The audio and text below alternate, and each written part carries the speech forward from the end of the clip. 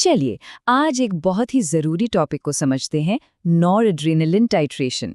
मतलब एक ऐसा स्टैंडर्ड प्रोटोकॉल जो मरीजों की सेफ्टी और स्टेबिलिटी के लिए बनाया गया है। आइए इसे स्टेप बाय स्टेप डिकोड करते हैं। तो सबसे बड़ा सवाल यही है ना, कि जब हम नॉरएड्रेनालिन का डोज बदल रहे होते हैं, तब पेशेंट की हीमोडायनामिक स्टेबिलिटी कैसे बनाए रखें। ये वो चैलेंज है जो हम सबको रोज फेस करना पड़ता है।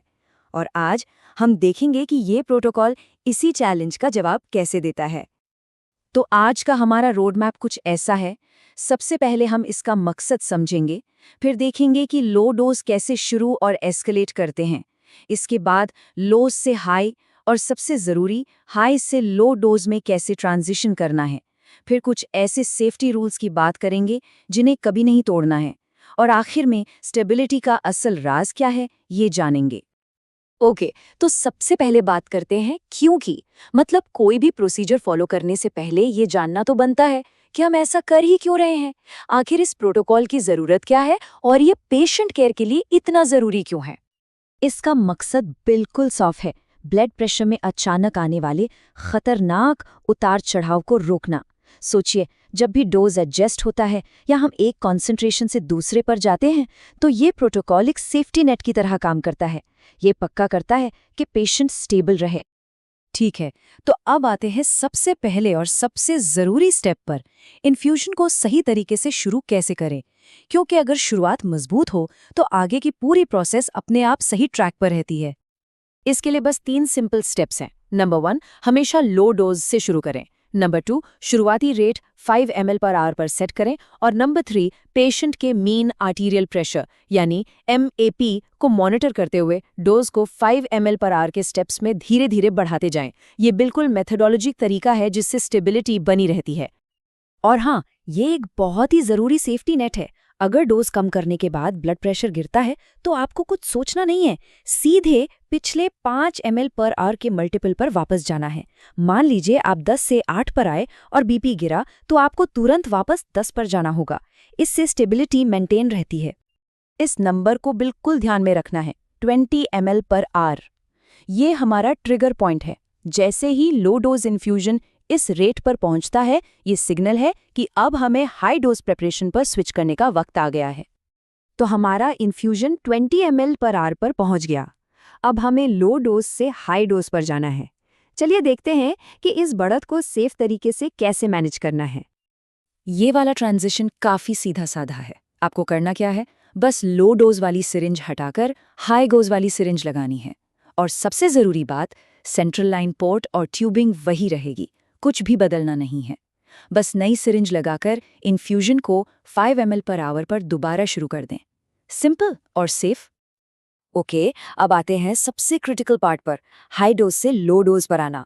इसे एक हाई अलर्ट प्रोसीजर की तरह ही ट्रीट करना है। ये थोड़ा कॉम्प्लेक्स है और इसमें हमें बहुत ज़्यादा सावधान रहने की ज़रूरत है। और इस प्रोसेस का ट्रिगर पॉइंट है ये नंबर 2 ml/h।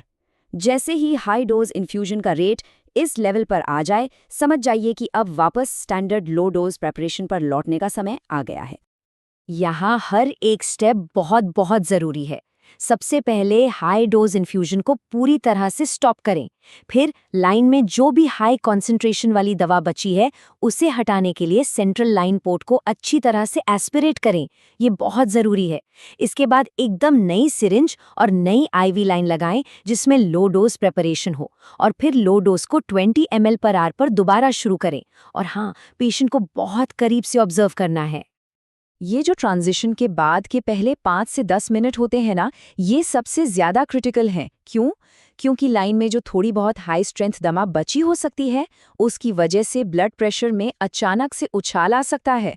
तो हमें एकदम अलर्ट रहना है और MAP के हिसाब से डोज को धीरे धीरे कम करने के लिए तैयार रहना है। ये टेबल देखिए, ये दोनों ट्रांजिशन के बीच का फ़र्क एकदम साफ कर देती है। एक तरफ है लो से हाई, जो बिल्कुल सिंपल है, बस सिरिंज बदलो। और दूसरी तरफ है हाई से लो, जो कॉम्प्लेक्स और हाई रिस्क है। इसमें इन्फ्यूजन रोकना है, लाइन एस्पिरेट करनी है, नई लाइन सिरिंज लगानी है। अब आप समझ गए होंगे कि इस पर इतना जोर क्यों दिया जा रहा है। चलिए अब कुछ ऐसे सेफ्टी रूल्स की बात करते हैं जो हमेशा हर हाल में फॉलो करने हैं। ये नॉन नेगोशिएबल हैं। मतलब इनसे कोई समझौता नहीं हो सकता। ये रूल्स बिल्कुल रट लीजिए। हमेशा एक dedicated central line lumen use करें। उस लाइन से कभी भी कुछ भी फ्लश या बोलस नहीं देना है। हर रेट चेंज को टाइम, मैप और वजह के साथ डॉक्यूमेंट करना है। कोई भी एडजस्टमेंट करने से पहले लाइन की पेटेंसी वेरीफाई करें। सेंट्रल लाइन हब को साफ साफ लेबल करें और दवा को कभी भी अचानक बंद नहीं करना है। ये सब पेशेंट की सेफ्टी के लिए बेहद जरूरी है। तो अब हम लगभग आखिर में आ गए हैं। इस पूरे प्रोटोकॉल का जो निचोड़ है, जो सबसे बड़ी सीख है, अब उस पर बात करते हैं। तो आखिर में बात बस इतनी सी है कि सेफ टाइट्रेशन की असली बुनियाद है लगातार बीपी और परफ्यूजन की मॉनिटरिंग। ये पूरा प्रोटोकॉल, ये सारे नियम, सब कुछ इसी पर टिका है। मशीनें और नंबर्स अपनी जगह हैं, पर आपकी नज़रें लगातार पेशेंट पर होनी चाहिए। और आखिर में बस ये कहना चाहूंगा कि इस प्रोटोकॉल को सिर्फ रूल्स की एक लिस्ट मत समझिए। ये असल में पेशेंट की फिजियोलॉजी के साथ बात करने का एक तरीका है। और ये प्रोटोकॉल, ये सेफ्टी की भाषा है। ये हमें सिखाता है कि पेशेंट के शरीर से कैसे सुरक्षित तरीके से बात की जाए।